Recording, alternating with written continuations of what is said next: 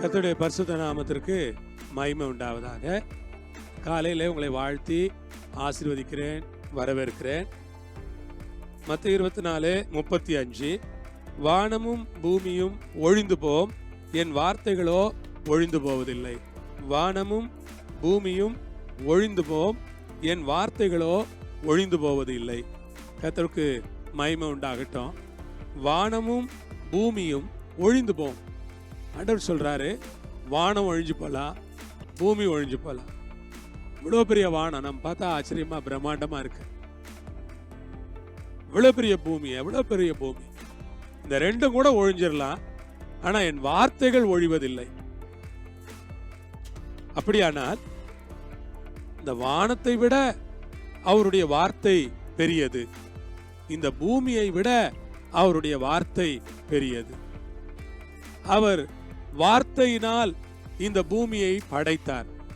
வார்த்தையினால் வானங்களில் உள்ளவைகளை படைத்தார். சூரியன் உண்டாக கடவுது, சந்திரன் உண்டாக கடவுது, நட்சத்திரங்கள் உண்டாக கடவுது. இதெல்லாம் அவருடைய வார்த்தைகள். சமுத்திர ஜலம் ஒரு இடத்திலே சேர கடவுது, வெட்டாந்தரை உண்டாக கடவுது. தேவன் சர்வ வல்லவராய் இருக்கிறார். அவர் படைப்பிலே செயலாற்றினார் தன்னுடைய வார்த்தையின் மூலமாய். அவர் வார்த்தை சொல்ல சொல்ல எல்லாம் படைச்சிட்டார். அவருடைய ஒரு வார்த்தை எல்லாத்தையும் படைக்கிறதுக்கு போதுமானதா இருந்துச்சு. அதற்காக நான் இந்த நேரத்தில் ஆண்டவரை ஸ்தோத்திரிக்கிறேன். அவருடைய வார்த்தையை பற்றி யோசித்து பாருங்க. ஆதியில் வார்த்தை இருந்தது, வார்த்தை தேவனிடத்தில் இருந்தது, வார்த்தை தேவனாய் இருந்தது. ஆமென். சகலமும் அவர் மூலமாய் உண்டாயிற்று, உண்டானதொன்றும் அவராலே அல்லாமல் உண்டாகவில்லை.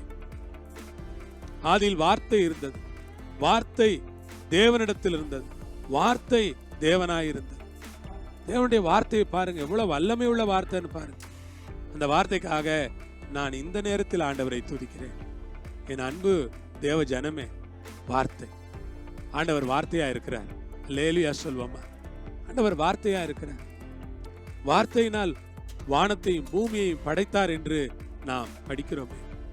உலகத்துல சொல்றாங்க இதெல்லாம் ஒரு கற்பனை கதையா இருக்கும். இல்லைங்க, அது கற்பனை கதை இல்லை. அப்படியானால் இன்றைக்கும் அவருடைய வார்த்தை வல்லமை உள்ளதாய், மக்களுக்கு அற்புதம் செய்யக்கூடியதாய், விடுதலை கொடுக்கக்கூடியதாய், சுகமாக்கக்கூடியதாய், அநேகருடைய வாழ்க்கையை மாற்றி அமைக்கக்கூடியதாய்.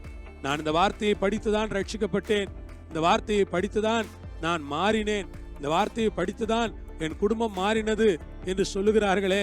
அப்படியானால் இந்த வார்த்தைகள் எல்லாம் எப்படி? தேவனுடைய வார்த்தைக்கு சிருஷ்டிக்கும் வல்லமை இருக்கிறது. அந்த வல்லமை உள்ள வார்த்தைக்காக ஆண்டவரை இந்த நேரத்தில் நான் ஸ்தோத்திரிக்கிறேன். என் அன்பு சகோதர சகோதரிகளே, வார்த்தையிலே வாழுங்கள், வார்த்தையிலே நிலைத்திருங்கள், தேவனுடைய வார்த்தையில் நில்லுங்கள். வார்த்தையின்படி செய்ய தேவன் வல்லமை உள்ளவராய் இருக்கிறார். ஓ, glory to God. வார்த்தை ரொம்ப பெரியது. கர்த்தர் உங்களை ஆசீர்வதிப்பாராக. ஜெபம் பண்ணுவோமா? அன்புள்ள பரலோக பிதாவே, இந்த வேளைக்காக ஸ்தோத்திரம்.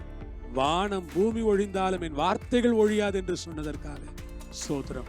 நாங்கள் அதை விசுவாசிக்கிறோம். வானம் பூமி கூட ஒழிந்து போலாம், ஆனால் உங்க வார்த்தை ஒழியாது.